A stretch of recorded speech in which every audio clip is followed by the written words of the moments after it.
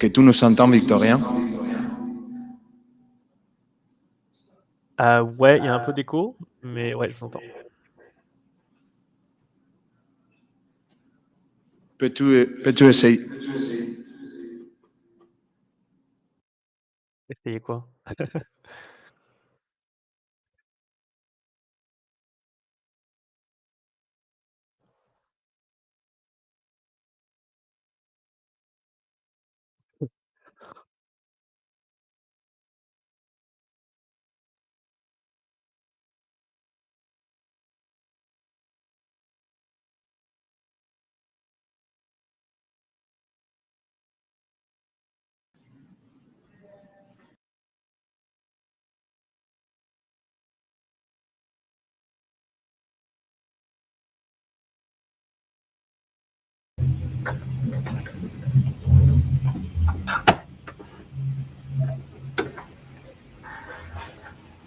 Oh, I can't blur my background.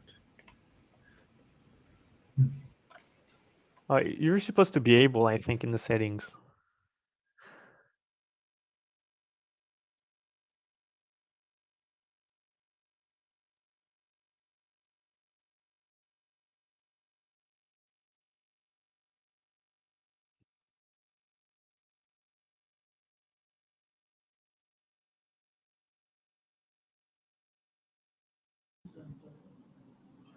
Hi, Michael, can you hear us?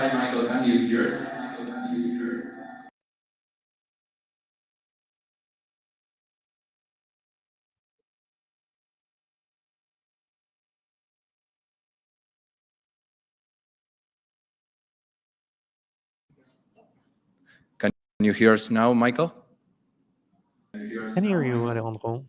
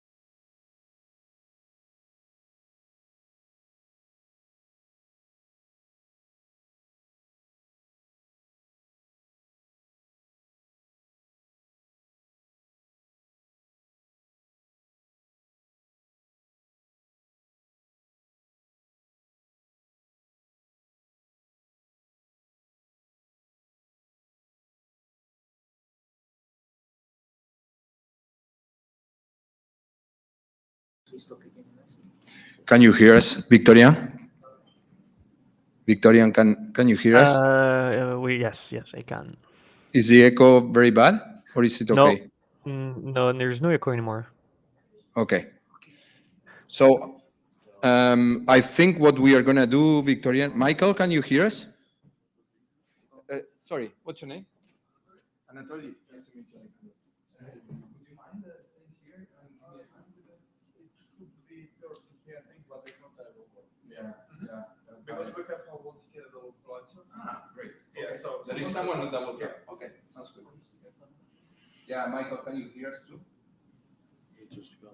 Michael, can you hear us too?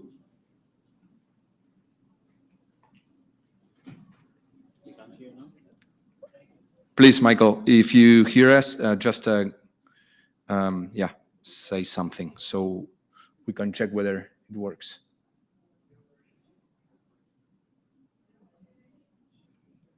We can't hear you, and maybe.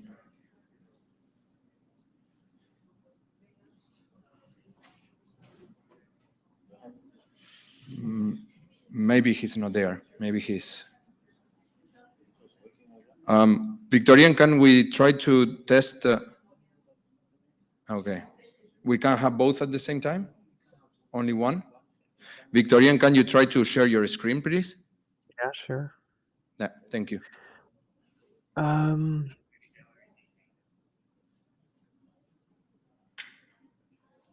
It work? It's supposed to work.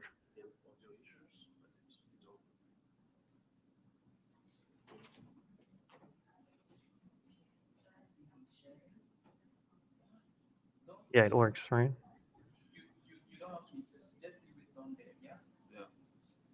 Yes, it works. Yes, it works, Victorian. Thank you. Cool. She needs to go. She needs to share. Can you try to put Michael on? So because he's the first speaker. Hi, Michael. Can you please tell us if you can hear us?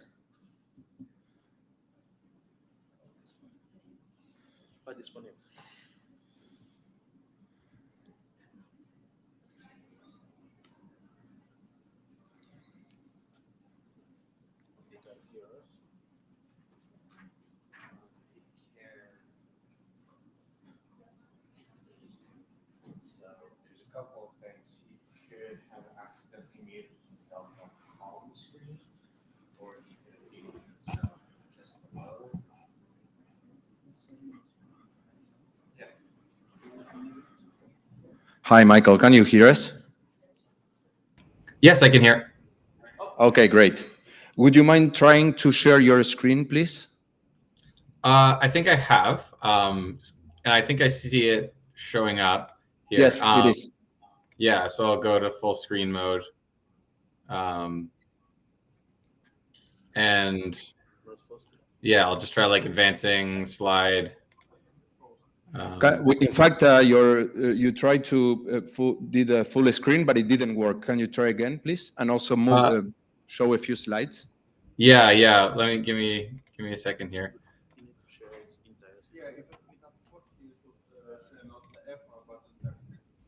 How about share not the PowerPoint file, but the entire screen, please?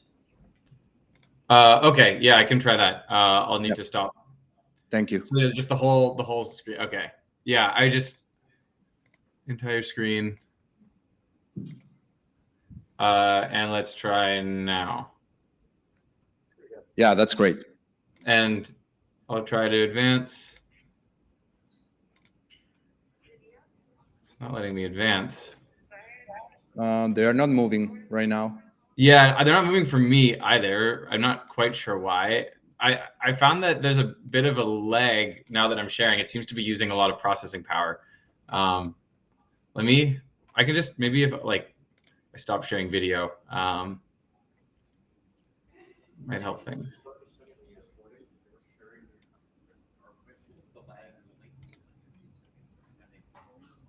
I see. Yeah, there might be a lag, but at least wait 15 seconds to see whether they pass the different slides. Sure. The alternative is that we share the screen for you, and you just tell me when you want to move from a slide to another, and that should fix the issue. Okay. So I'll just advance now. Do you see the? Yes, that's good. The slide? Yeah. Okay. Then Yep. I think that I should be able to advance them myself. Okay, perfect. Thank you. Just the last one. So once the virtual presenters, then we have all presenters in presence. How can I do that? So you'll just switch my pull off and turn on the share screen. I'll speak at the 20 or Okay. And so to put Victorian in, I will turn these two off and turn off on that one and the. yeah, it's shared screen. So if he's presenting online, we'll share the screen, much like when you're sharing this. Yeah. So we'll turn Victorian on, and I'll share the screen on, and share the screen on. Is there anyone else? No, what I would no, only two. Oh, perfect. So what I will do is that I will put the two virtual presenters one after the other and then the others. So it will simplify the documentation. Awesome. Grab everything. Okay, cool. Is there anyone coming here too? There should be a volunteer. Oh, perfect. Cool. Thanks. So just to let you know, we're going to change a little bit the order. And the first one, you guys will stay the same. But then you go second with the virtual presenter, which is Victoria. And then expand your class together for presentations. Okay. Victorian, can you hear me? No, I think.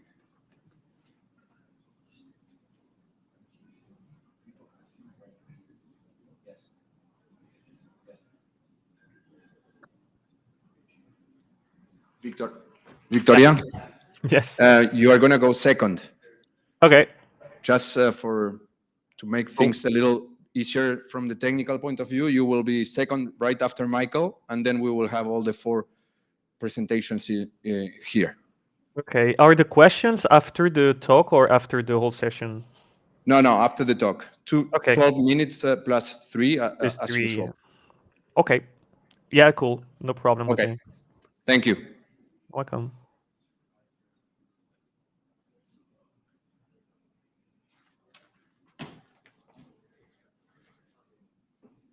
All right.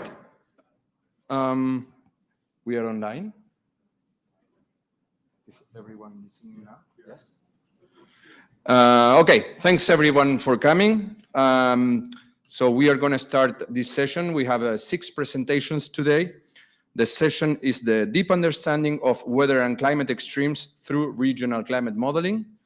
And we have 6 talks.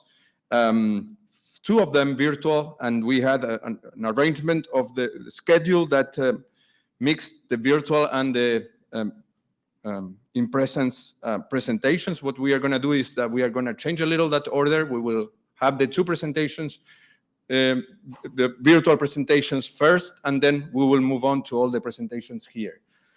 The first presentation, though, doesn't change. The first presentation is by Michael Morris. He's going to be talking about assessing the performance of regional climate model wind speeds over Canada. Please, Michael, whenever you feel like starting, you can go ahead. All right. Yeah. Thank you very much. And yeah, thanks for allowing me to kick off this session. So as mentioned, the focus of my talk today will be essentially validating regional climate model wind speed outputs. And the motivation for this is there's a high demand for future climate projections of wind speed amongst users of climate services. So I work at the Canadian Centre for Climate Services, which is a part of Environment and Climate Change Canada. And our focus is essentially trying to make climate data and climate projections more accessible and usable to people who need to use them for adaptation planning. So as I mentioned, there's a big demand for wind speed projections, but unfortunately, there's sort of this gap with regards to usable data, in large part because the resolution of global climate models aren't sufficient for the output, to be at usable scales, or not having sufficiently good agreement with observations. These global climate model wind speeds have substantial biases, and That's true for other variables as well. The normal way we improve the spatial scales and reduce biases of climate model projections is through downscaling. So climatedata.ca, which is the main data portal offered by the Canadian Centre for Climate Services, offers statistically downscaled projections of mainly temperature and precipitation. But this relies on high resolution gridded observations, which just aren't really available for wind speed, especially not with full coverage over Canada. So the purpose of this work is to assess if projections from dynamical downscaled models or like regional climate models can provide a suitable alternative. So essentially the main research question here is, do wind speed projections from regional climate models show suitably good performances for use in climate services, and then downstream distribution to users through climatedata.ca. So suitable performance is a bit of a mysterious term, but essentially what's driving this is that users need the historical period data to be consistent with observations to be suitable for applied use. So for wind speed, the historical practice for things like design values is usually based off of weather station observations. And so for new model-based data to be incorporated into their practice, the historical data has to be consistent with the practice that they've already had. As I mentioned before, projections from global climate models aren't suitable for use, in part because of their coarse resolution and also because they're large biases, which to some extent stem from the coarse resolution at which these global models run. So there isn't really an objective threshold for suitable performance, but what I'm looking for here is essentially improvements with respect to GCMs. And hopefully, those improvements will result in like minimal biases, such as there's sufficiently good consistency with station observations.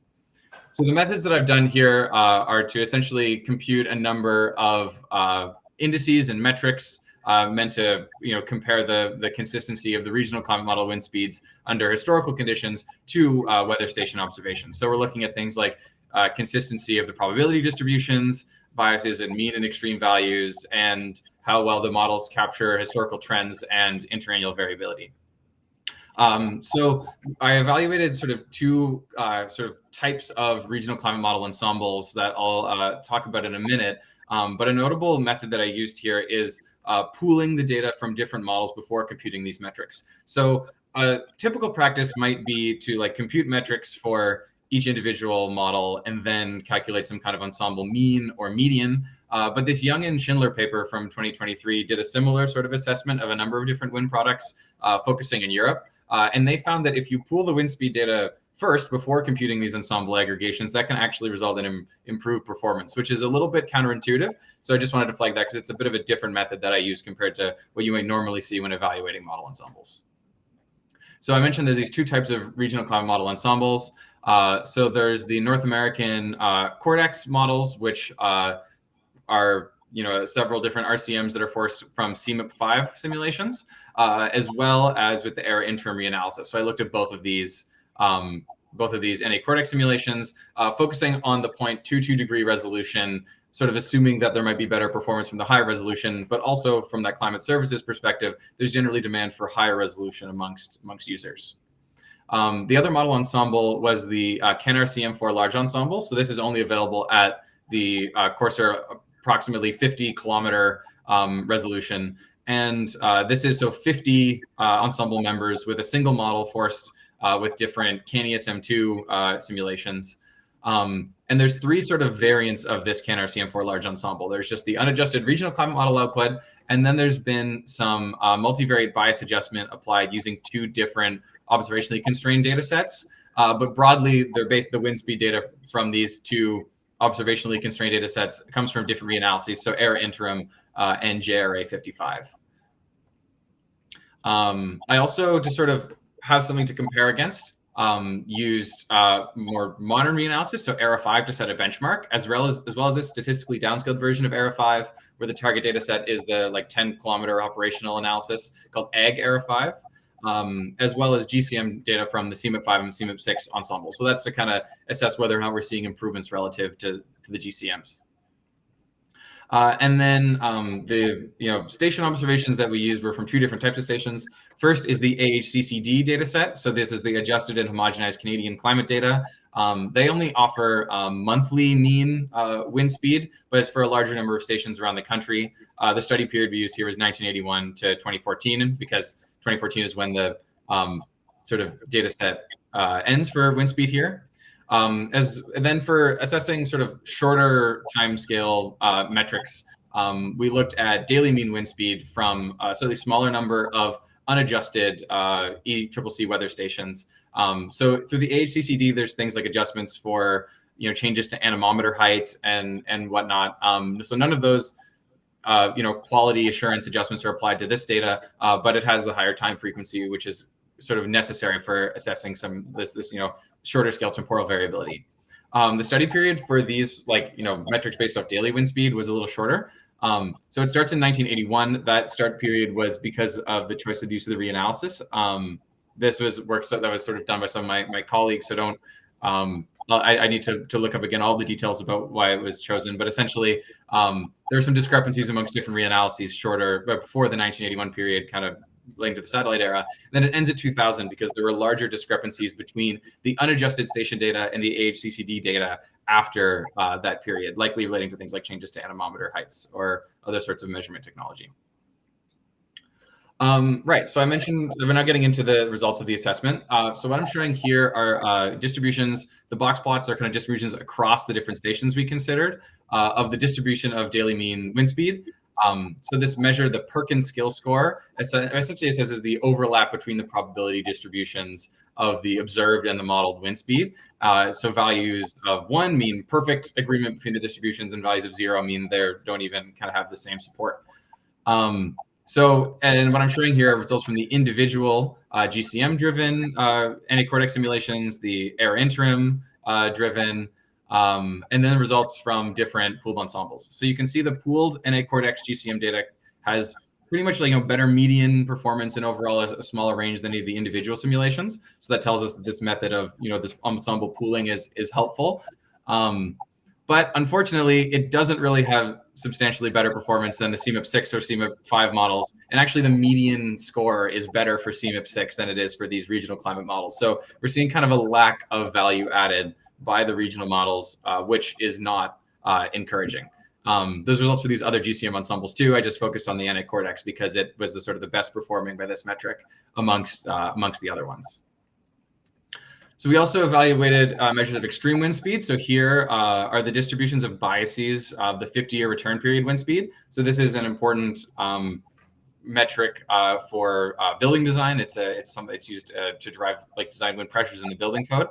And you can see here the range of biases can be pretty large. So especially, again, focusing on these NA-cortex models, some stations up to 50%, slightly narrower bias range than the GCMs, but still, you can't exactly go to an engineer and tell them that this data is reliable when sometimes there's biases of up to 50%. So this is another sort of not so encouraging result about the biases of these regional climate models. Right, so now looking at the historical trends. So acknowledging that these are free running model simulations, we didn't analyze the trends for the error interim driven reanalysis because the data availability periods were kind of all different for those ones, which was a bit strange. But the main result here is that the magnitude of the historical trends is far too weak in these models. So these are aggregated across the ensembles, but the result is pretty similar when you look at the individual simulations. The RCMs and GCMs just aren't simulating historical wind speed trends with magnitude that that match observations. It's true that historical wind speed trends are largely affected or strongly affected by internal variability. But again, looking at this sort of different ensemble models, you never really see trends that are as strong as you see in observations. So this is another shortcoming of these models, and it raises concerns that there could be processes responsible for these trends in observations that just aren't being captured even at the higher resolution of the regional climate models. So another concern as to why or a reason to think that trends in an ensemble mean may be maybe underestimated is because maybe the variability in the models might be too large. So I looked at that as well. These are ratios of the interannual standard deviation for mean and maximum wind speed between the models and observations. And you can see kind of across the board, the models underestimate interannual variability in mean wind speed. They do a little bit better for interannual variability of annual maximum wind speed, but still generally, underestimate the magnitude of observed variability. So it's that the trends are too weak and the interannual variability is too weak, which just kind of raises big concerns about the ability of these models to simulate, temporal variability of wind speed. So in summary, it seems like both the GCMs, which was kind of an already pretty well-known thing, as well as regional climate models show pretty poor agreement with observations regarding, trends and, mean and extreme wind speeds. The performance of the regional models was usually not so different from the GCM ensembles, which means there doesn't seem to be a lot of added value by these regional climate models regarding wind speed. And so the result there is that we aren't, at least in the near term, going to move forward with including wind speed projections from these regional climate models in climate services, or at least advise caution when using them, because there isn't really good reason to believe the RCMs are doing a really good job at simulating near surface wind speeds. So that's a bit of an unfortunate conclusion, but what can we do to try to address this problem? Because people do need wind speed projections. So we can continue to try to improve regional modeling. So I'm a believer that you'd need to go to pretty high spatial resolution to do a good job of representing the important processes that drive near surface winds, and especially extremes, things like convective storms and whatnot. So there's some work going on to run higher resolution regional climate model simulations for the next iteration of Cortex. So for example, I know there's some work going on with this, with the CRCM5 model at Ouranos. Yeah, because they've published some of their plans, or I think some preliminary outputs from their sort of next generation of CMIP6 forced RCM simulations. So that'll be interesting to look into. Another thing that I found when sort of doing the data search of what RCMs are even out there that provide wind speed data is a lot of them only really provide daily mean data. And that's why the focus was mainly on daily mean values, when in practice, sub-daily information is important, especially for things like assessing wind extremes. So archiving and publishing, hourly or 6 hourly, or at least daily maximum wind speed data should be a priority, I think, for more regional climate modeling centers, since as I mentioned, quite a lot of the available Cortex simulations did not have anything more than just daily mean data. And then, of course, actual improvements to the models themselves beyond the resolution, like better parameterizations and whatnot. But that's not exactly my area, so that's why I kind of put a question mark next to it. Another thing is that people could look at is statistical downscaling. As I mentioned before, we're limited by a lack of good gridded observations. I've had colleagues that have investigated different reanalyses for similar purposes to see if they'd be good for using for statistical downscaling of wind speed. There's some struggles there, but one product I'm interested in is this new version of the Canadian surface reanalysis. I saw a talk a while ago that seemed like there were some promising results regarding its wind speed outputs. That'd be another interesting to look in. But as always with statistical downscaling, the climate change signal is really just produced by the whatever dynamical model is providing the input. So you always need to be concerned with something like wind speed, where fine resolution processes like convective storms are important, that you might be missing an important signal there. Even in a statistically downscaled product, you still need to rely on the numerical model to produce the climate change signal and to represent the right processes. So that's just something else to just kind of be aware when thinking of doing statistical downscaling with wind speed. Yeah, so that's all I had. I think I used up almost all my time. So hopefully we've got a short time for questions. So thank you for listening. Thank you, Michael. And we have time for one quick question. Is there anyone here in the room or virtually?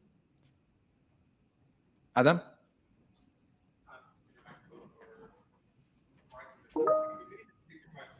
Yes. Winds are very local, and I wonder about how you get this entangled with local representativeness bias from actual model bias.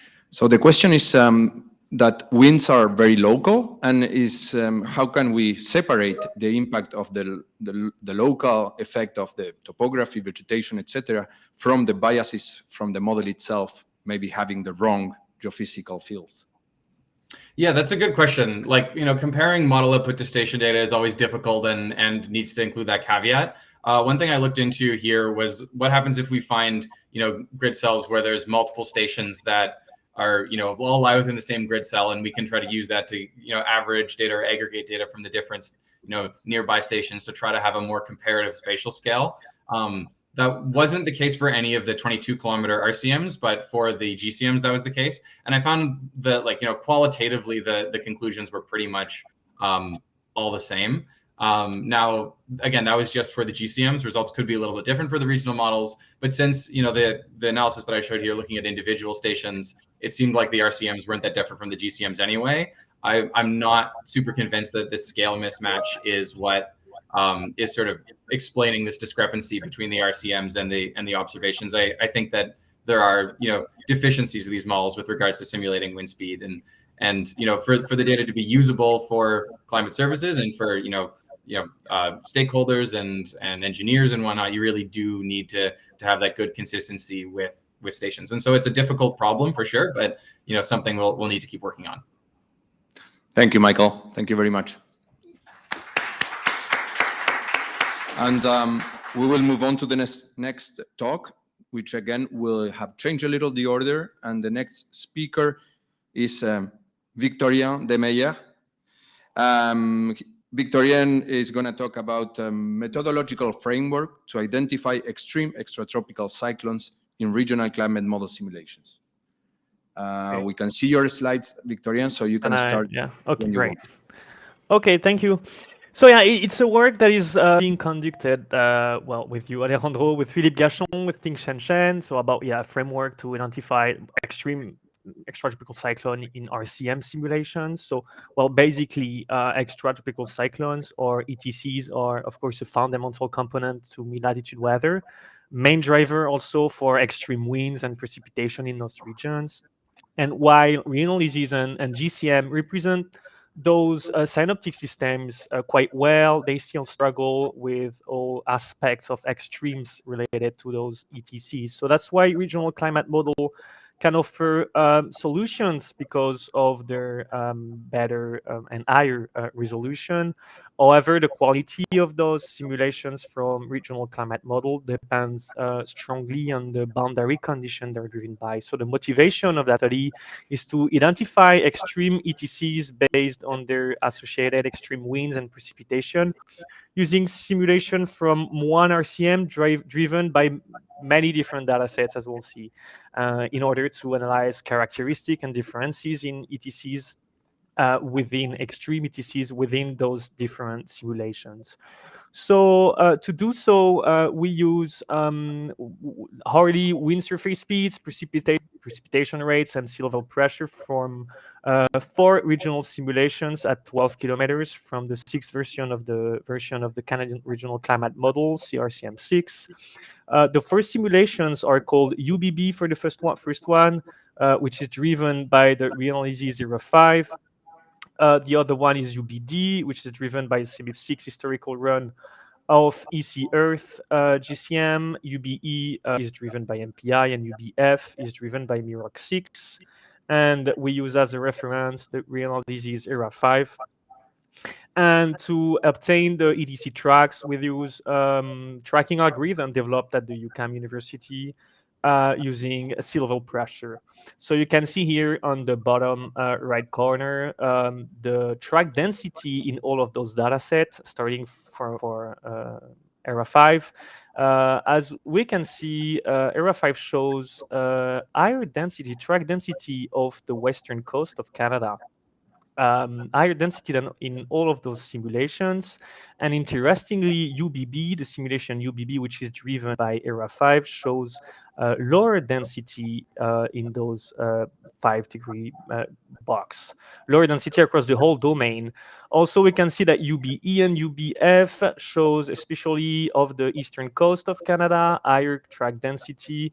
And we can see, for example, with UBF, which is driven by MIROC 6, quite high track density around the Gulf of Mexico, which could be related to maybe tropical cyclones tracks, as we can see later in the presentation. So the framework we use to identify those extreme ETCs is based on the exceedance of either the precipitation or the wind surface speed relative to an extreme threshold, of course, within a radius around the storm centers, because the extreme exceedance is related to a storm. It equals 0 if there is no extreme precipitation or wind within that radius. And from these extreme exceedance can be derived two local metrics. The first one is based on the extreme accumulation of one variable, whether precipitation or wind. It corresponds to the sum over time of the extreme exceedance. So for every precipitation or wind exceeding the threshold, we will accumulate locally those values, and it gives us our first metric, local metric. The other one is based on the extreme intensity of the variable. And well, it's the same metric divided by the number hours we have exceeded the threshold. So it's more related to the intensity of the storm locally, of the impact of the storm locally. So to assign a metric locally, but for each individual ETC affecting a given region, we just do the average of that local metric across the region, and it gives us a metric that we can assign to each individual ETC to assess their impact over a given region. The background threshold can be defined in different ways. We can consider it, for example, an absolute threshold that is the same for all grid points across the domain. It can also be a percentile of the distribution. That's what we use, and that's what I show here, the 99th percentile of the precipitation rate and wind surface speeds distribution for all data sets that are used in this study. As you can see for the precipitation, there are quite significant differences. We can see, for example, for ERA 5, lower values of that percentiles, which could be expected from its lower resolution compared to the simulations. It's also the case for the wind surface speeds percentile value. But there are also some differences among the simulations themselves. For example, UBD and UBF show higher percentile value and especially UBF again around the Gulf of Mexico with like quite high percentile value compared to other simulations. It's also the case for the wind surface speed, as you can see for UBF, driven by MIROC 6. You can see quite high wind, like extreme in wind surface speeds compared to other simulations. But there are also other differences. For example, over the Hudson Bay, the Great Lakes, with lower percentile value for UBF compared to the others. So anyway, we have to take into account all those differences when comparing ETC-related metrics that we compute from all simulations, because those metrics are calculated related to those percentile value that differ from one simulation or one data set to another. So from that threshold can be calculated the local contribution of EDCs to extreme precipitation on the left side or wind surface speed on the right side. It gives us pretty much the percentage of extreme precipitation or wind originating from EDCs across the whole domain. What we can see is that overall, whether it is for precipitation or wind, there is a higher contribution of EDCs to extreme compared to ERA 5 in all the simulations, except off the West Coast. So we can see, for example, for the precipitation or even the wind, it's even more remarkable, like a higher contribution of the Western coast for extreme ETCs to extreme wind. Compared to all the other simulations. It's also the same for precipitation, and it can be related also to the higher track density we've seen in ERA 5 in that region.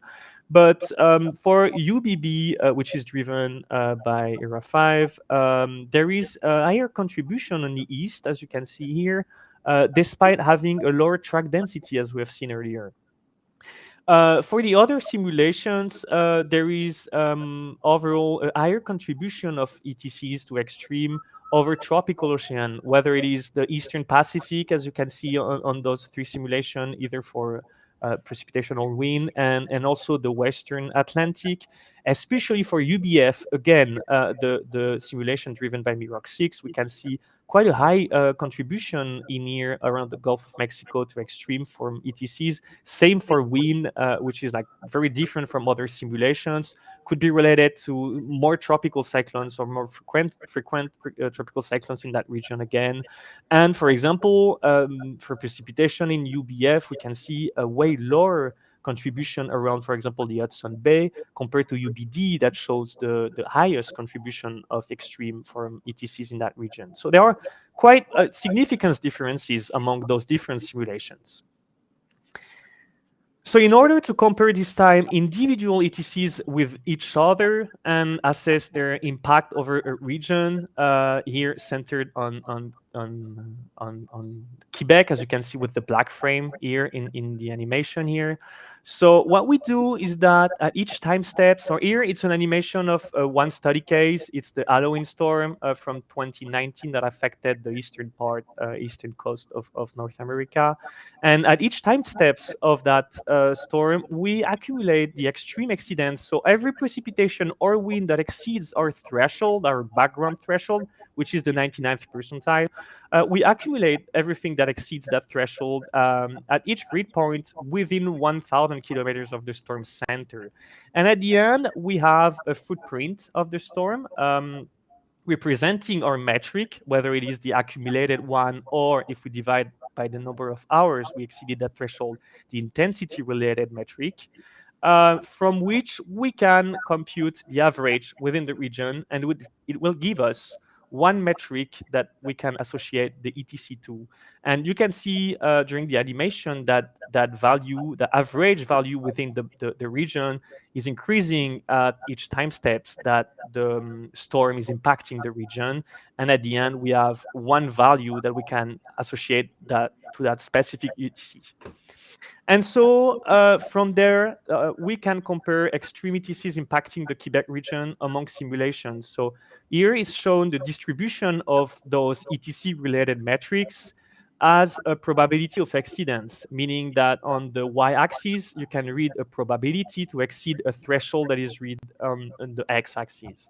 So we can see that, for example, for the accumulated accumulation-related metric, the first one here, for precipitation, the strongest 1% ETCs from UBB, which is the blue curve, show lowest value of accumulation across the Quebec region, but the highest value in intensity in this region for the 1%, the strongest 1% ETCs in that region. So it could highlight, for example, the difference in duration, in the impact, in the duration of the impact of the ETCs in that region from UBB.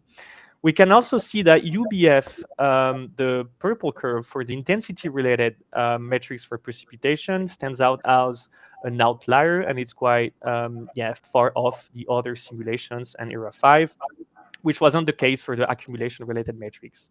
And when it comes for the wind-related metrics, so the accumulation on the left side and the intensity-related one on the right side, we can see that ERA 5 stands out as an outlier for both metrics. So despite having lower percentile value in ERA 5 in the whole domain and in the region, the Quebec region also, we can see that the strongest ETCs are not less impactful. They are actually, when it comes to the wind speed, more impactful than other simulations. Also, again, we can see that UBF has quite a different behavior compared to other simulations with a higher impact on accumulation, but it's not something that we see, for example, for the intensity-related value. And lastly, the selection of the strongest ETCs can be done effectively from those metrics. What we do is that we only take into account the ETCs with compound extremes, and then what we do is the product of each metrics that we normalize for both variable.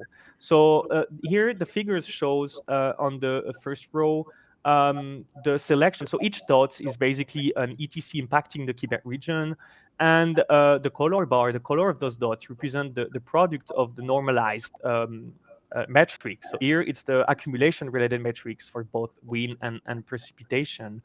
And it's same for intensity here, and on the bottom row, it's for UBB only, which is driven by ERA 5. And so from there, among the 6 strongest ETCs that are here represented with the date at which they impacted the region, we can see that for ERA 5, 5 ETCs are among the 6, 5 are the strongest for both the accumulation-related metric and the intensity-related metrics, while for UBB, only 4 are shared between the two metrics. Also, since UBB is driven by ERA 5, we can compare the both data sets. 3 ETCs are shared between UBB and ERA 5 for the accumulation-related metric, and only 2 for the intensity-related metric. So just quickly to assess the differences between ERA 5 and UBB in the selection of the strongest storms, here is shown the footprint of those storms, of the 6 strongest storms, and with the color frame, it's supposed to be the same storm. As you can see is that, well, most ETCs, the most extreme ETCs impacting the region, have impacted a large part of the region, if not the whole region. And that's also why they stand out as the most extreme ETCs impacted, that has impacted the Quebec region. And for example, if you look at those two storms with the blue frame, you can see that they're supposed to be the same from ERA 5 on the left and on the right side for UBB. The track is quite the same, but the footprint is quite different. And that's where the differences in the selection come from. We set an objective method to select the severe ETCs that impacted a region using 2 metrics covering a broad range of potential damage through the extreme intensity and accumulation of winds and speed over a region. Regional simulations show significant differences on both the density of ETCs and also their contribution to extremes compared to ERA 5, with a generally higher contribution of ETCs to extreme. And despite this higher contribution, the strongest ETCs, as we have seen within the distribution as a probability of accidents, are not necessarily stronger in the regional simulation. Also, the driving data also influence the results significantly. We've seen it with the UBF simulation that shows quite different results on many aspects compared to the other simulations.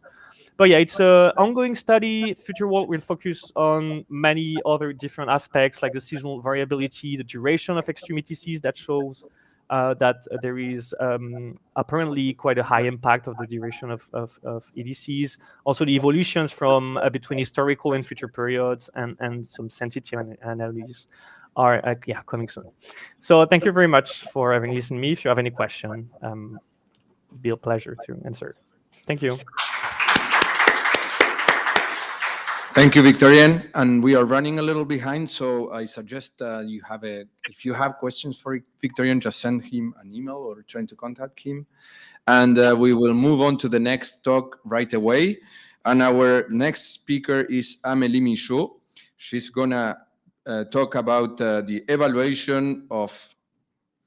I'm gonna say it in English. It is in French, the title. Yes. So yes, you are gonna say it. Okay, great. Do not worry, I will speak in English, but my presentation is in French for bilingual purposes. You will come back from here with a bilingual degree, I'm sure. T'as-tu ma présentation?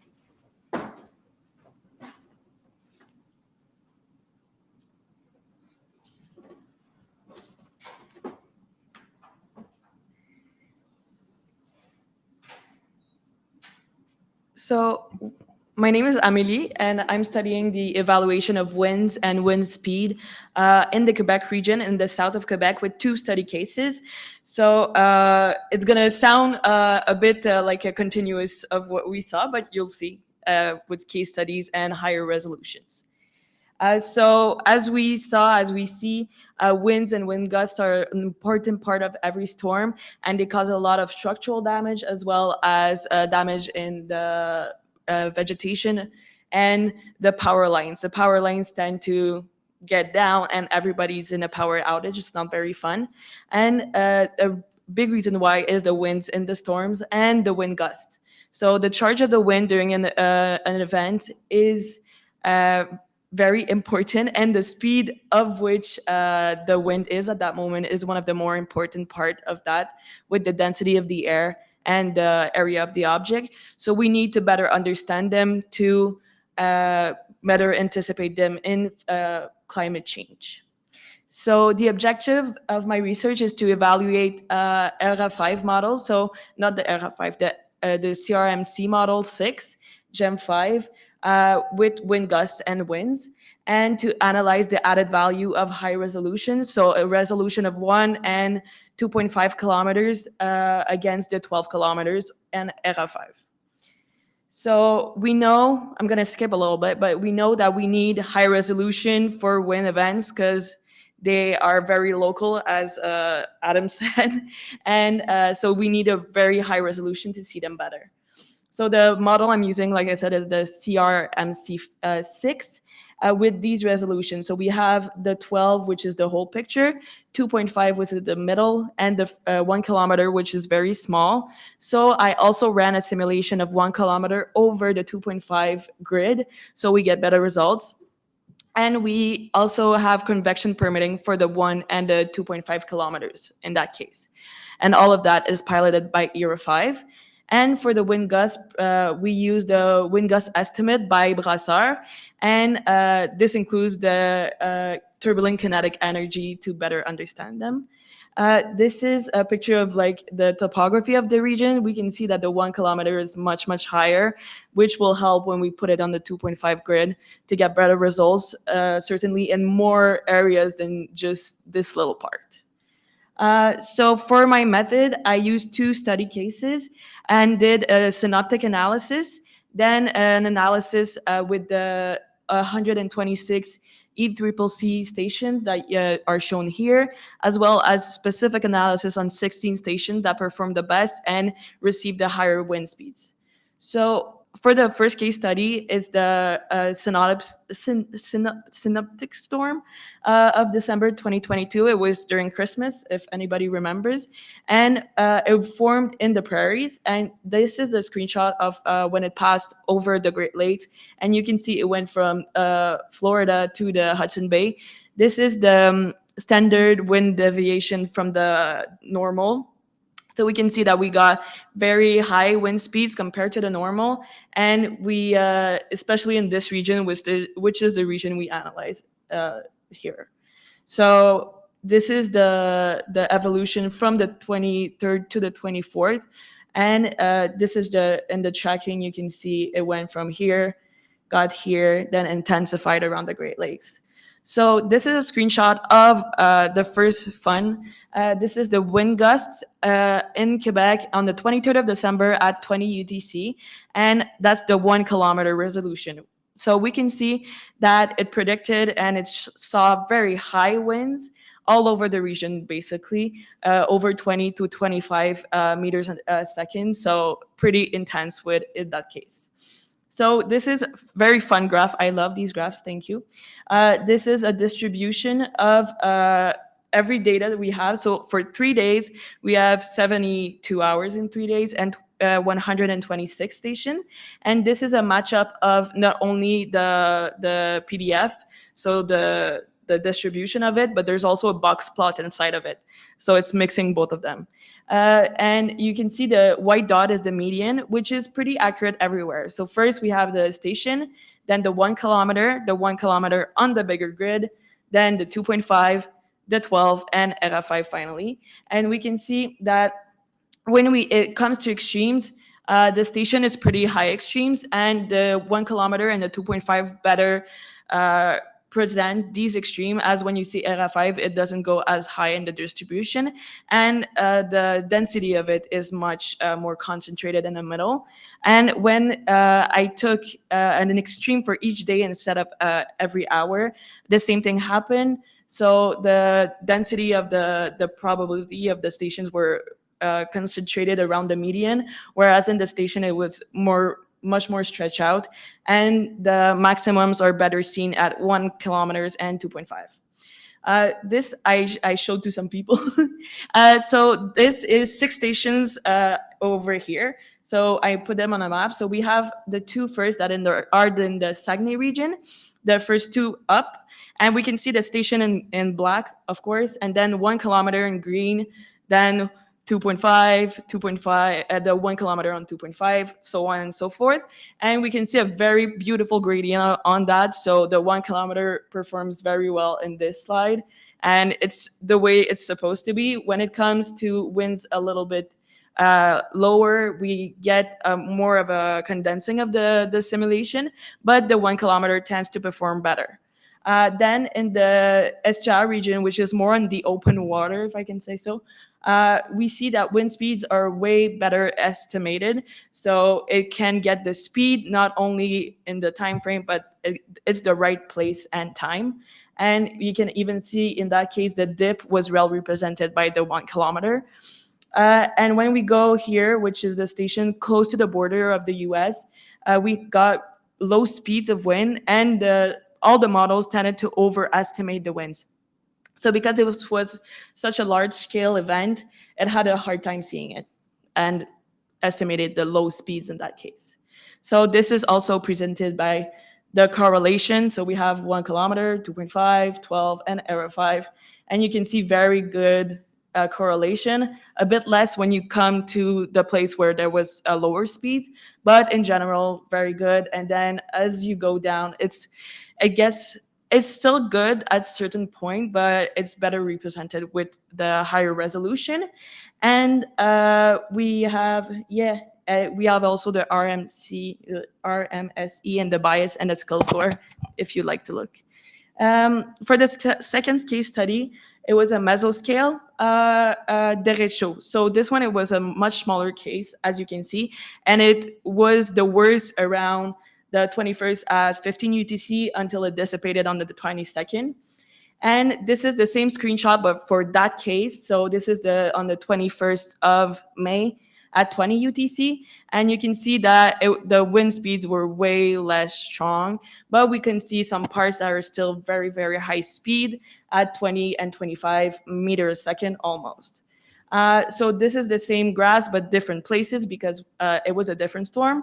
And this is for 3 days, and the storm did not happen on 3 days. So what we can see is the winds fluctuate much more. So we have a lot of up and down. And the more the model is less resolution, it has a harder time keeping up with that. And if you go to this station, the RF5 and the 12 kilometers are more stable. As for the 1 kilometer and the 2.5, we can see it follows it a little better, but it misses the peak because it was so fast, and it tends to overestimate in general, so it's not as good. And this is for fun. Yay. So wind gusts are very hard for me to study in general because I have a hard time finding hourly data with an ECCC, unfortunately. So this is just 2 stations, and there was a peak, daily peak, and we can see that we can, with the model, estimate when it's going to happen, but it's still underestimate quite a little bit. And this is only 2 stations. I didn't show where they are, so there could be also like the mountains, the water involved in that. But in general, it can see where it happens, and if it's anyway, it's hard to say. So in conclusion, we have, in the first case, we saw added value to high resolution, and we saw that when we had low speeds, it was less less robust, but it was still good. And low winds are harder to see in high winds events. In the second case, it was less robust conclusion, but we could still see that the 1 kilometer performed better. And there was more of a over and underestimation depending on where we were. But in the 2 cases, we got good enough performance, but there's still a lot of work to do, especially with wind gusts. And wind speeds are the most important part to get for wind gusts. But I hope I get there. Thank you.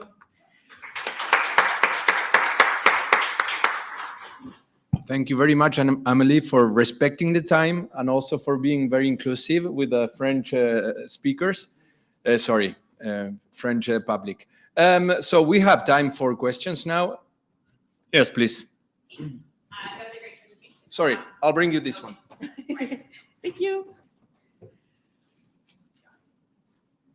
Thanks. My question was about the violin plots, which I also love, by the way. It looked like there was the third one there, the 1 kilometer large, seemed to not be able to capture the variability as much. And I was curious why that was, given that it's the same as far as I understand, spatial resolution. Yes, I was wondering that too. And right now, I'm not too sure, but I believe there might be a liberty degree that it did not have. Like the 1 kilometer is very small, so it has less liberty to go off the rails. And when we put it in a larger scale, I think it kind of went a bit haywire, but I don't know. Like I need to investigate more the reason underneath it because I don't think it's normal. Okay, cool. That makes sense. Thank you. Thank you. Other questions?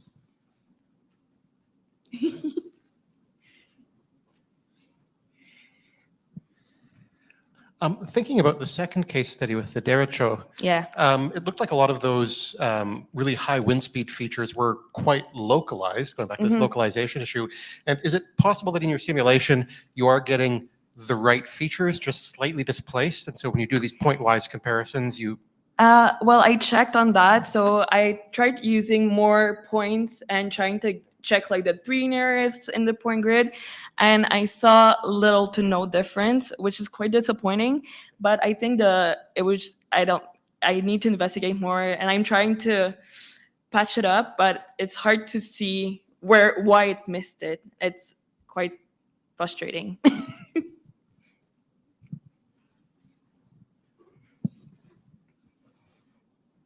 Great talk. I Thank love you. the French part. Did you look specifically at the station and the location altitude? If there was no forest, something, because it can have a big impact on winds. For the specific station I used, I tried very hard to pick the ones that I had better data and placement for, but I know I am having a hard time determining which station is the best and how I can improve on what part and where to take the point grid. So I'm trying very hard, and I hope it's gonna work. Thank you. Thank you, Amélie. Thank you very much. Our next speaker is Maxine Cloutier-Gervais, and the title of her presentation is Simulating Extratropical Cyclones and Associated Surface Fields using the convection permitting version of the Canadian Regional Climate Model.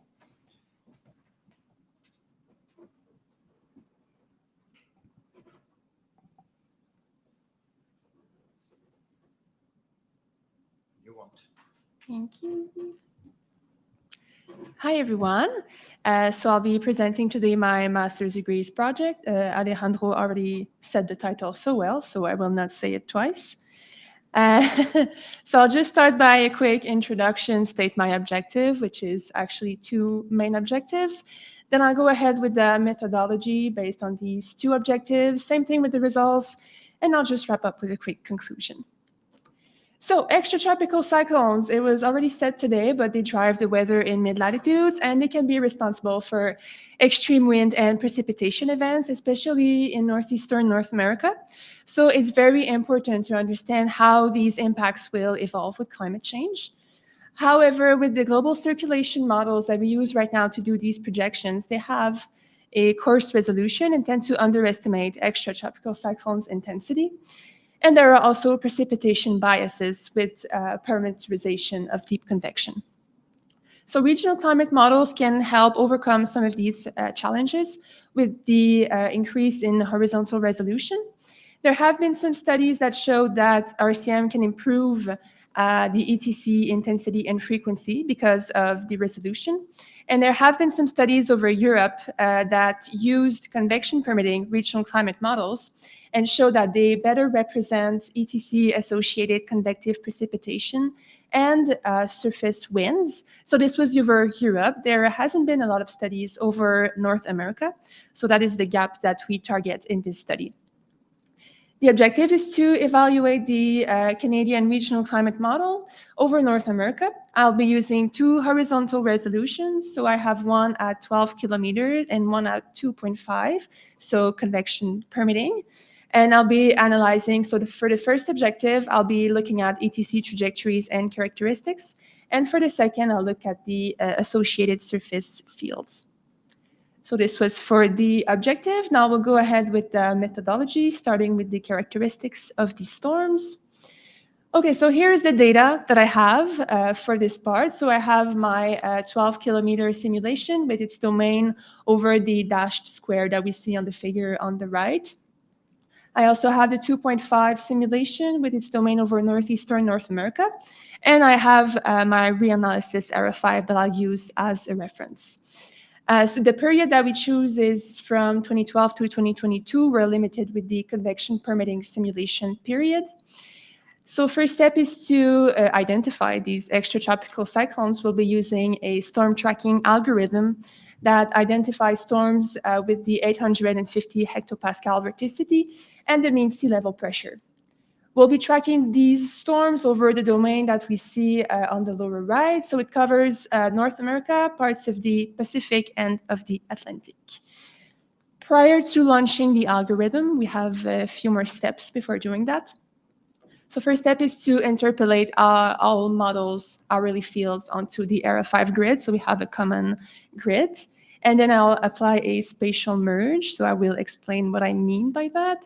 What we see on the right, this is the domain for our storm tracking algorithm. And in red is the coverage of error 5. When we look at the 12-kilometer simulation, we see it only covers the yellow area. So we're going to fill these gaps with error 5 data. And we'll be doing the same thing for the 2.5-kilometer simulation. We'll fill the gaps with RCM12 as well as error 5. These are the three data sets that we will use as inputs for the storm tracking algorithm. And after that, well, we have our tracks, we have our extratropical cyclones, so we can take a look at the surface fields. For that, we'll be using error 5 as a reference, but also other observations data sets. So I have in situ observations from ISD stations that were interpolated onto error 5. I also have adjusted radar from stage 4, and I have adjusted satellite from IMERG. There are some limitations with using that many data sets. So the first one is for stage 4, we're only limited over the United States. And for ISD, so the stations, we have to take account the missing values. So for that, we will filter these stations and only keep the ones that have at least 90% of all variables available for our period. Okay, so this is what we have on the left, the figure on the left. So we have the common domain between all of our data sets. It's supposed to be written northeastern United States, not North America. Sorry about that. And the grid, the green points are the stations that have at least 90% of the available data. So that's 195 green points. We'll be conducting our analysis on these points only. So the first step is to interpolate all wind and precipitation to the nearest station. And then we'll associate these surface fields to our ETC tracks using a radius of influence of 1,000 kilometers.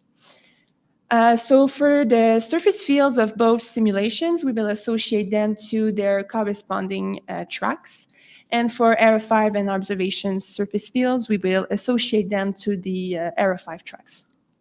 So now we have our extratropical cyclones, we have the associated surface fields. We can take a look a bit more at the results that I have so far. Okay, ETC characteristics. This is the cyclone center density for error 5. It's the percentage of ETC occurrence in units of hour per 1,000 kilometers square. So on the top is error 5 during summer, and under is for winter. In the lower right corner, what we see the number is the mean value over the red square. And here, this is the relative difference between the 12-kilometer simulation and error 5. In the lower right corner, this is, again, the mean value in the red square, so the mean relative difference. And this is the same thing for the 2.5-kilometer simulation. First thing that we can notice, so if we look at the numbers that are highlighted in yellow, we see they're all positive, which means that both simulations see more cyclone centers. And the highest differences that we can see are in summer, so almost 19% for the 12-kilometer simulation and almost 26% for the 2.5. And the differences are larger over land, so we see a lot of blue in summer in this red square. And something else that I've noticed is that if we compare the relative differences between 2.5 and the 12-kilometer simulation, we see that the differences are systematically larger with the convection permitting simulation. So here we have kind of an idea of the spatial distribution of these storms. Now we'll take a look a bit more at the trajectories and the lifetime. What we see here is the number of storms that are tracked over the whole tracking domain. There's not a lot to say about this figure, like there is an agreement in the seasonal distribution and in the total count. If we take a look now at the total storms that were tracked over northeastern North America, so a limited domain, we see that first off, the convection permitting simulation, so the green line, sees more storms with a maximum during winter, whereas RCM 12 and ERA 5 pretty much agree in the distribution, and they both see a maximum over fall. What I'm showing here for plot C and D, so plot C is the number of centers over northeastern North America, and plot D is the ratio between C and D. So this is like the mean, the average time storms spend in northeastern North America. So the convection permitting simulation in C, we see that it simulates more centers. And if we take a look at the lifetime, so in D, we see that there's pretty much an agreement between all data sets. Their storms spend less time in our domain during winter, and they spend more time during summer. And this is coherent with the fact that extratropical cyclones are faster during winter and slower during summer. Okay, so that was it for ETC characteristics. Now we can take a look a bit more at the surface fields, starting with the precipitation. So here we have a distribution. The x-axis is the ETC-associated hourly precipitation, and the y-axis is the number of times we have these values between 2012 and 2021, sorry. So looking at RCM 12, our 12-kilometer simulation, the orange line, we can see that it fails to reproduce the most extreme rates. If we look at the RCM 2.5, the green line, it matches the in situ and radar distributions, but there's an overestimation in the count. I also have the same plot for surface winds. It's just that now we're only limited to stations for the observations. We don't have surface winds for radar and satellites. We see that both simulations tend to reproduce the distribution of the ISD stations. However, there is an overestimation in the high wind count. So for the 12-kilometer simulation, it's pretty much until 22 meters per second that we see this overestimation. And for the 2.5 is a bit before, so until 20 meters per second. So, yep, I will now wrap up with the main findings I have told you during this presentation. So for the ETC characteristics, we saw that the convection permitting simulation simulates more extratropical cyclones than the 12-kilometer and ERA 5 in northeastern North America. And both simulations simulate more centers and overland in summer as well. For lifetime, it's pretty much comparable across all data sets like we saw. And for the associated surface fields, we saw that only the convection permitting simulation can simulate the extreme hourly rates, but there's an overestimation in the number. And for wind, both simulation match the in situ distribution of the winds, but there's an overestimation in the number as well. So next step, what I would like to do before I finish my master's, I'd like to explore a bit more the seasonal variability of these surface fields. And I would like to quantify the contribution of ETCs to these surface fields as well. Thank you.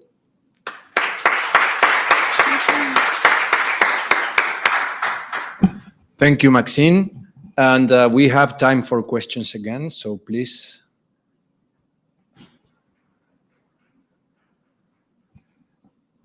No questions in there either. I have questions. One is, how would you explain the fact that the 2.5 kilometer model produces more centers or more storms? Do you think there are new storms, or it could be that the way we define them, maybe they are a little longer and they appear as new? Okay, so storms are tracked based on the vorticity and the mean sea level pressure. So maybe with the convection, it has been shown when we increase the horizontal resolution, we see more the intensity. So maybe the convection permitting sees a bit more of these intensities. And also storms that are identified need to travel at least 1,000 kilometers and last for longer than 24 hours. So maybe the 2.5 simulation sees more of these storms. Yeah, that would be two of my guesses.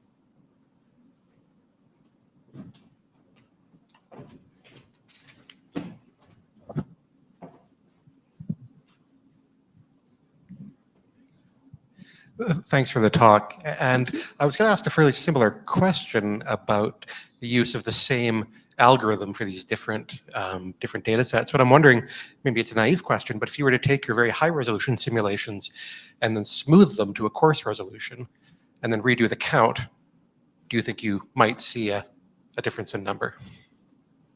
That is a good question.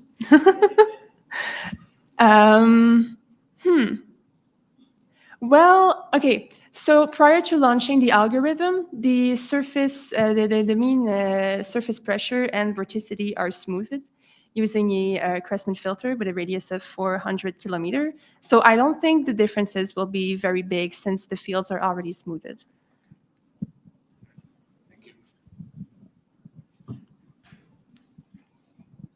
And following the question, did you think about testing, having some sensitivity experiment about the definition of your, how you track, but yes, the duration How I identify them? Sorry? How I identify them? Yeah. We we didn't talk about that. What we talked about was the possibility to maybe use, say, like the regional climate model, but driven with other, like for now, the convection permitting is driven, the 12 kilometer is driven with ERA5. So we thought maybe using a global model to drive it instead to see the differences. But we haven't really talked about modifying the criteria to identify these storms. Thank you, Maxine. Thank you very much, everyone, for participating. Yes. And our next speaker is Jade Seguin. The title of her presentation is Climatology of Cloud and Precipitation Distribution Across the Continental Divide in the Canadian Rockies.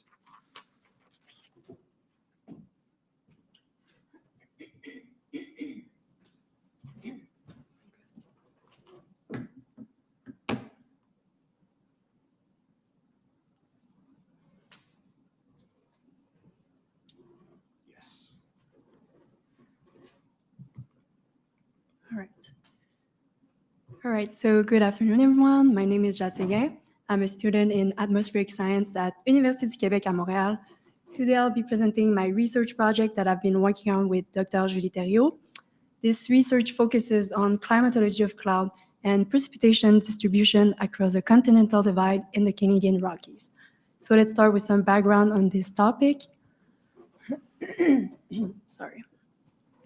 So Canadian Rockies are home to a hydrological apex, snow dome, which is a point along the continental divide where three major drainage basins meet, allowing water to flow towards the Arctic, Antarctic, or Pacific Oceans.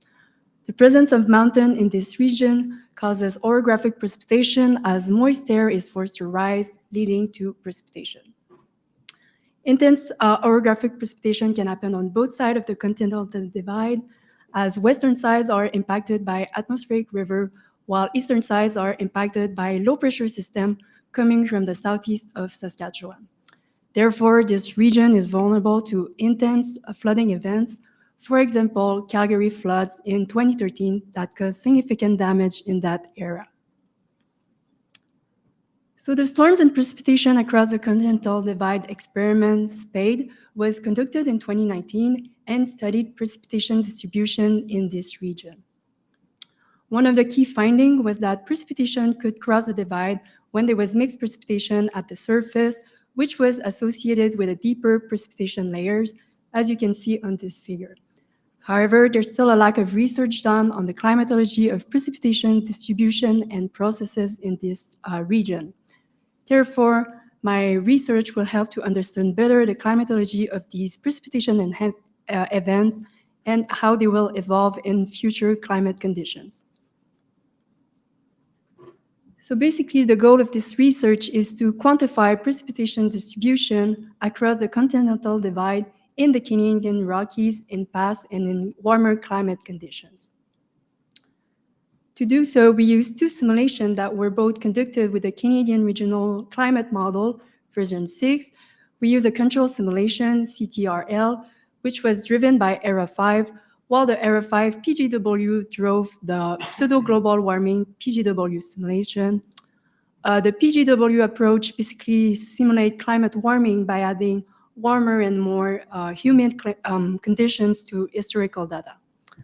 On the figure here, you can see also our domain, which is the red square.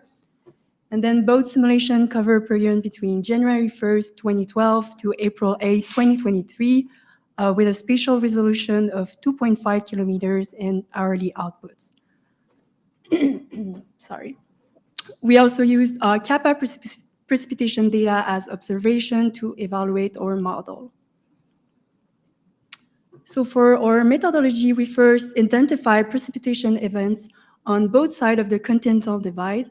For this research, precipitation event was defined as consecutive precipitation over 0.2 millimeters per hour, and events were considered distant when they were separated by at least 6 hours without precipitation.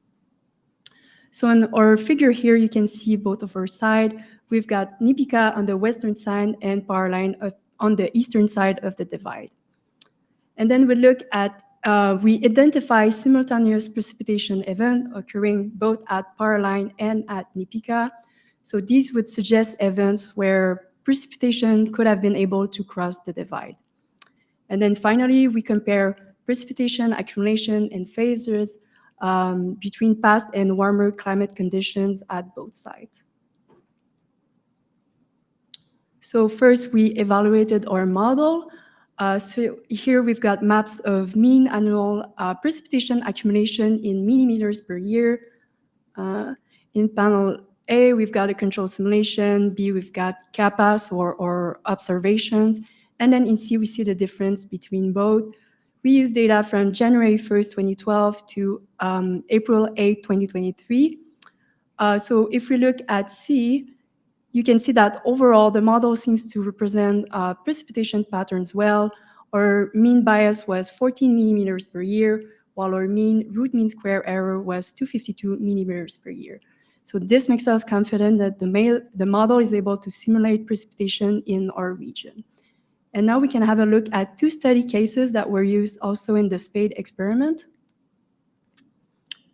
So here we've got our first storm, which happened on April 27 until April 28, 2019. So here we've got maps of accumulated precipitation during this storm. In the first row here in panel A, we've got the control simulation, B, kappa data, and C, the difference between control and kappa. And then moving on to the second row, in panel D, we got the PGW simulation. E, we've got again the control simulation, and F, we've got the difference between PGW and control simulation. So we'll first have a look at panel A with control simulation. You can see that most precipitation fell on the eastern side of the divide, and that almost none of it were able to cross the divide. And then if we look at B for our observation, we can see that the model seems to have simulated this storm pretty well. If we look at C, which is the difference between control and kappa, however, you can see that the model has overestimated precipitation along the divide. And then if we go to the second row on panel D, you can already see that under warmer conditions, more precipitations are simulated and that more of them are able to cross the divide. And this is supported by figure F, which is the difference between PGW and control simulation. And then we can move on to our second study case. So this storm happened on June 21st, 2019. These are the same plots as I've just shown you before. If we go straight to panel A with control simulation, you can already see that there was more precipitation during this storm compared to storm 1, and that more precipitations were able to cross. However, you can notice here close to our station that no precipitations were simulated with the control simulation. But then if we look to Kappa, here you can see that with the observation, there was precipitation at both Nipika and power line. So here, that's why you can see that the model seems to have overestimated precipitation farther north along the divide, but has underestimated it close to our stations. So this means that the model has simulated the precipitation farther north along the divide compared to observations. And then if we go straight to D, again, under warmer climate conditions, you can see that more precipitations are simulated and are able to cross the divide. Again, this is supported by figures F. You can see a lot of red further north the divide. What's interesting here, you can see a little blue patch along the divide. That this means that for some reason, precipitation were blocked from crossing the divide in these sections. And then we can look at the climatology of precipitation at both sides. So here we've got plots with the average number of precipitation event per year, which are categorized by precipitation accumulations per event in millimeters. Here the gray bean represent the total precipitation events, while the dark blue is for rain, purple is for mixed precipitation, which means event where there was both rain and snow, and then light blue is for snow. For these plots, we use data from 2012 to 2023. We've got this data for both stations. Originally, we generated those plots for each month of the year, but for this presentation, we're focusing on the months of May and June. We chose those 2 months because they're a period where there were more intense precipitation events. And by more intense events, I mean events with over 30 millimeters per event. And if we look at those more intense events for Nipika for both May and June, you can see that they're either rain or mixed precipitation event. And then again, for power line, we can see the same things. It's either rain or mixed precipitation. And then we can look at the climatology of simultaneous precipitation event at those sites. So these are, again, the same plots as I've just shown you. Again, here we're looking at events over 30 millimeters per event. If we look at Nipika for May, you can see that the more intense events are now only mixed precipitation. If we look for June, there are a mix between rain and mixed precipitation. And now if we look at power line for both May and June, you can see that all the more intense events are now exclusively mixed precipitation. So this suggests that more intense simultaneous events occur when there's mixed precipitation at power line during these 2 months. And now we can have a look at how warmer climate conditions are going to affect precipitation accumulation and phases during simultaneous events. Here we've got 2 plots with a cumulative number of precipitation events per year based on precipitation accumulation per event in millimeters. We've got a plot for each site. So solid lines here represent the control simulation, while dotted line is for the PGW simulation. The black color represents the total precipitation. Green is for rain, blue is for snow, and red is for mixed precipitation. So again, events with both rain and snow. So in general here, you can see that at both sides under warmer conditions, there are more simultaneous events at both sides. There's also an increase in mixed precipitation event under warmer condition, again at both sides. But there's also a decrease in snow events. You can see that with PGW, there's also more intense simultaneous events. And by more intense, I mean events with more accumulated precipitation. We're seeing this increase for rain for both Nipika and power line. We're also seeing more intense mixed precipitation at power line and more intense snow event at Nipika. So in general, we can say that we can see that under warmer conditions, mixed precipitation seems to be the most affected. So in conclusion, warmer climate condition seems to affect precipitation distribution in this region. We've got more simultaneous events on both sides of the divide with an increase in mixed precipitation event. This suggests that more precipitation could cross the divide under those conditions. And then future work includes looking at the precipitation layer and water vapor flux when precipitation are able to cross the divide under warmer conditions. So this will help us to understand better why precipitation are able to cross under those conditions. So thank you.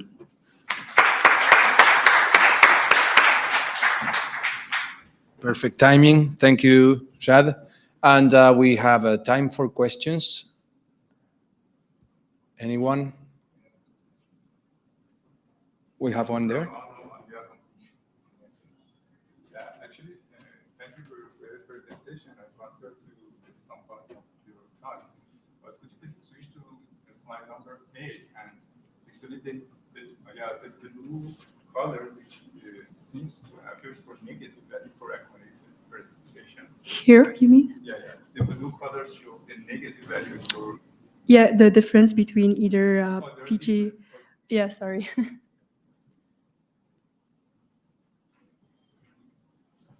Any other question?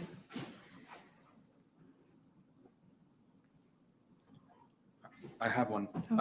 Jad, can you try to explain, or do you have an idea why the mixed phase events increase more in the future? Do you think that's it has to do with maybe the specific grid points you are looking at and their elevation, or would you think it's a result that you will find somewhere else too? From what I remember from the article by Julie Thériault on the spade experiment, on the power line side, on the eastern side, there were more solid precipitations. And then, as they say, mixed precipitation increase the probability of it from crossing. So I guess that's why there are more precipitation as it gets warmer, but not too much, so it's only rain.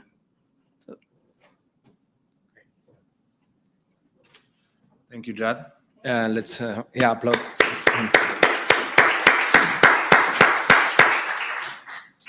And our last presentation is by Suzanne Basnet, and he's going to be talking about quantification of the impact of latent heat associated with the freezing of supercooled drops at the surface during freezing rain.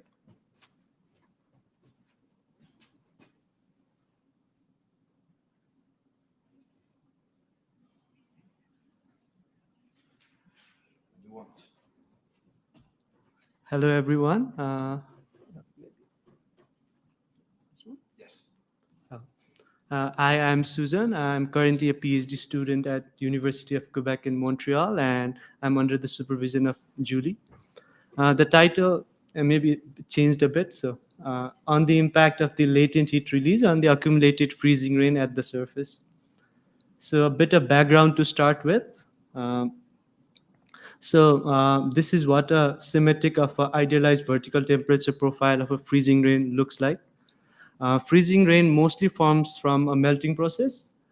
Snowflake that is formed aloft passes through the melting layer, and during the melting process, latent heat is being extracted from the surrounding, which can cool the melting layer above. The liquid drops then fall into this sub-freezing layer, and upon freezing at the surface, the latent heat is being released, which can warm the sub-freezing layer. So depending upon the vertical temperature profile, a wide variety of precipitation can occur close to 0 degrees Celsius, like snow, ice pellets, or freezing rain. Such precipitation types can cause power outages, infrastructural damage, and disruptions to everyday life. Thus, it is important to have a clear understanding of microphysical processes that lead to persist or suppress the freezing rain events for risk planning, management, or mitigation. So the objective of my study is to quantify the contribution of the freezing of supercooled drops at the surface on the near surface temperature. So to achieve this, we simulated the freezing rain event that took place on April 5th, 6, 2023, using GEM version 5.1.1, using a 1 kilometer resolution from 4th of April to 7th April 2023. For the cloud and precipitation processes, we use the P3 microphysics scheme, and our preferred land surface scheme was class 3.6%. So in the first slide, I talked about how latent heat is being generated from the freezing of supercooled drops at the surface. However, this process is not currently included in the model.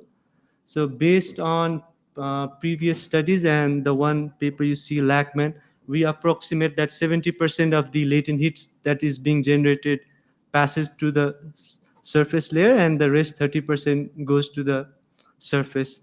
The 30% that goes to the surface is being represented as an incoming energy flux in the land surface scheme. So for the rest of the presentation, the control run is the default run, and the experimental run is the one where we have included the latent heat process in the model. So during the storm, we also took manual observations at two sites, one at Montreal downtown at the rooftop of the university, and another one at Morin Heights. So if you see at Montreal downtown, there was a mix of freezing rain and ice pellets at the beginning before it transitioned completely to freezing rain. And when the temperature reached close to 0 degrees Celsius, we saw this transition from freezing rain to rain. And temperature hovered around 0 degrees Celsius for a long period of time at Montreal downtown. And we observed around 47 millimeter of precipitation at this site. At Morin Heights, it was mostly ice pellets before it transitioned to freezing rain. Also, the 2-meter temperature, simulated 2-meter temperature was a lot colder at Morin Heights compared to Montreal downtown, and we observed around 35 millimeter of total precipitation. So at the bottom panel, you see the different precipitation types, and it seemed to align quite well with the manual observation we took at both of these sites. So at Montreal, the main form of precipitation during the storm was freezing rain, with solid precipitation to the north of the city, and in the south we had lots of rain occurring. So also the total precipitation, most of the total precipitation we observed was to the south of Ontario, and it matched quite well with the meteorological station. The most we observed among our stations for the study was at Kemptville, Ontario, around 64 millimeter. So what we have here is a comparison between the control and experimental runs for the accumulated precipitation, with freezing rain in the top panel, and the bottom panel we have rain. So at the third column, you see the difference between the control and experimental run. You see a decrease in freezing rain in the experimental run, and an increase in rain at the bottom panel. So time series would better help us understand the impact of latent heat. And we selected the region where the maximum freezing rain was observed in our simulation. And we have the 2-meter simulated temperature, accumulated freezing rain, and rain on the left side of the figure. So as soon as warming is observed in the experimental run, you can see the blue line at the top panel, the 2-meter temperature crosses 0 degrees Celsius. And as soon as that happens, you see the freezing rain turn into rain. So that is why in the control run, we had the median was around 29 millimeter. And in the experimental run, it decreased to 19 millimeter, reflecting a decrease of around 35%. And so we also saw an increase in the amount of rain, because obviously when there is a decrease, the total precipitation doesn't change. So when there is a decrease in the freezing rain, the rain accumulated at the surface increases. We also wanted to look at the upper air temperature profile at two sites. So we had one at the downtown Montreal, and one at Gatineau Airport. So the red colors you see are the control run, and the blue line is the experimental run. So we see an increase in temperature at both of these sites. There is more increase in temperature at Gatineau Airport, that's the second figure. And this is because in our simulated run, there was more freezing rain observed at this site in comparison to Montreal downtown. We also put in ERA 5 data for reference since we didn't have upper air profile for the two observed sites. So in this figure, we have 3 grid points we've selected. One is again Montreal downtown, and 2 other grid points, GP1 and GP2, reflected by the green circle and the purple triangle there. We selected these 3 sites. The 2 sites we've selected is from the region where the maximum freezing rain occurred. As you can see in the bottom panel, we have the freezing rain in the control run. So we have around 35 millimeter at Montreal, and at GP1 we have around 75 millimeter, and at GP2 we have close to 60 millimeter. But you see in the experimental run, the decrease is more pronounced at grid point 1, but not so much at the Montreal downtown and GP2. This is because there are other things that come into play, whether transition from freezing rain to rain is possible or not. So let's look at the second panel, the middle panel, where we look at the thermal advection as well as the latent heat that's being generated from the freezing rain. At Montreal downtown, the amount of latent heat that's being generated from the freezing rain and the thermal advections are similar in magnitude, and they cancel each other. So the difference in the warming from the freezing rain is not as pronounced. So you only see a slight decline in the amount of freezing rain that's produced in the experimental run. At GP1, grid point 1, the latent heat is significantly higher compared to the thermal advection. So the transition from freezing rain to rain is happens quite early in the event. So you see a big transition from close to 75 millimeter to 21 millimeter. But again, if you look at grid point 2, even though there is high amount of latent heat that's being generated compared to the thermal advection, you don't see a transition occur at this site. It's because there is also the other thing, the onset temperature we need to consider. If you look at GP1 and GP2, at GP2, the onset temperature, that's when the freezing rain starts to take place, is slightly like a degree colder. So that is why even if the latent heat that is being generated was a lot, it was not sufficient for it to cross the 0 meter temperature. That is why the transition was not possible. So just to recap on what we talked about, like we need to consider thermal advection as well as the onset temperature and freezing precipitation rate to see if the transition is possible or not. So I just want to recap what we have talked so far. So latent heat from freezing rain raises the 2 meter air temperature above 0 degrees Celsius, and this leads to reduction in the amount of freezing rain that's seen in our experimental run. So in our simulation, South Ontario saw the greatest transition from freezing rain to rain, and it also corresponds to the area where the maximum freezing rain was seen in the control simulation. And the 3 main factors that controls whether transition is possible or not is thermal advection, the onset of 2 meter temperature, and the freezing precipitation rate.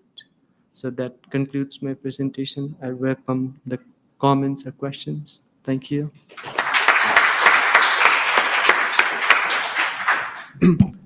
Thanks, Sujan. And we have time for questions before going to the coffee break. Any question here in the room?